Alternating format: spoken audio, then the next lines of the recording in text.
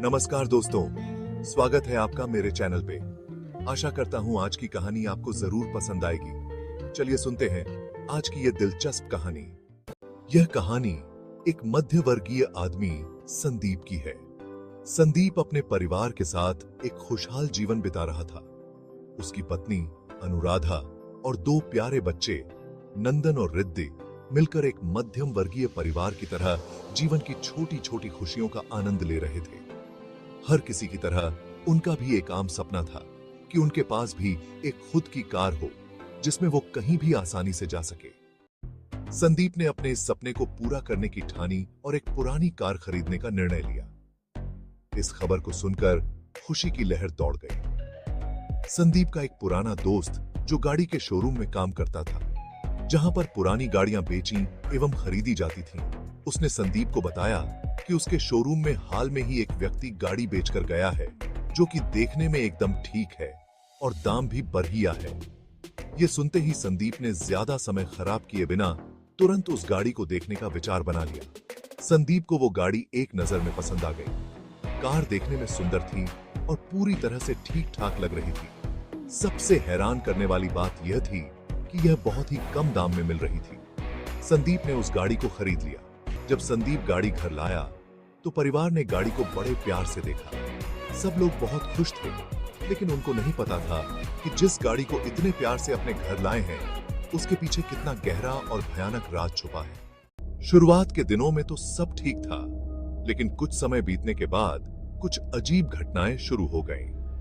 एक रात अनुराधा की नींद गाड़ी के स्टार्ट होने की आवाज से खुल गई।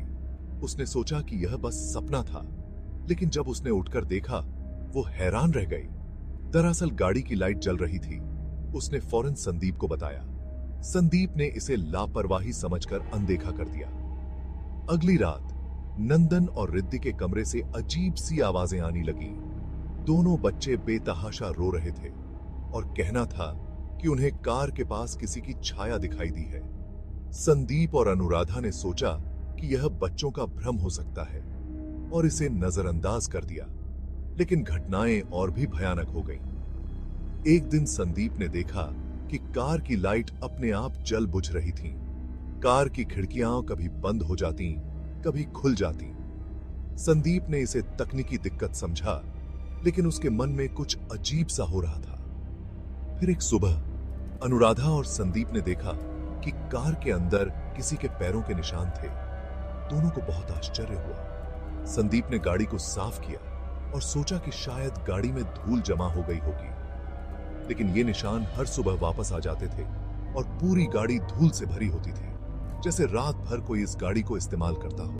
एक रात संदीप और अनुराधा दोनों बच्चों के साथ एक शादी से लौट रहे थे।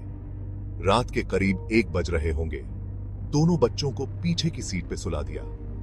रास्ता सुनसान था और दूर दूर तक और कोई वाहन नहीं दिख रहा था। थोड़ी दूर चलने के बाद गाड़ी से किसी के टकराने की आवाज आई और गाड़ी का शीशा खून से भर गया। ये देखकर अनुराधा चिल्ला उठी और संदीप से भी गाड़ी का संतुलन बिगड़ गया। गाड़ी एक पेड़ से टकराकर बंद हो गई। संदीप ने बाहर निकलकर देखा तो कुछ नहीं था। संदीप और अनुराधा बहुत घबरा गए।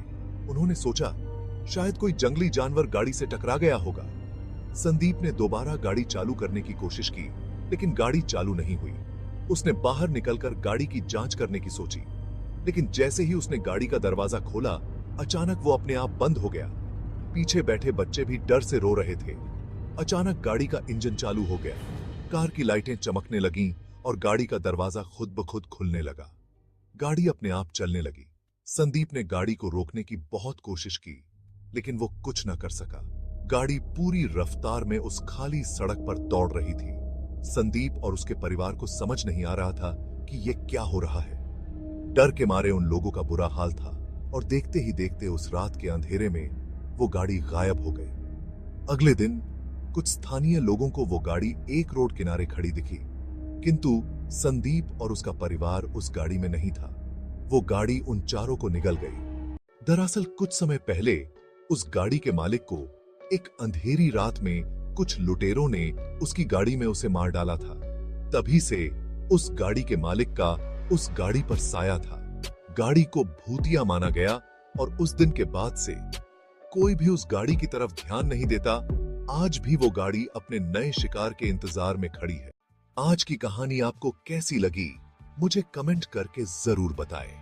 अच्छी लगती है तो लाइक जरूर करें और अपने दोस्तों के साथ भी शेयर करें। और ऐसे ही दिलचस्प कहानियां सुनने के लिए चैनल को सब्सक्राइब करना ना भूलें।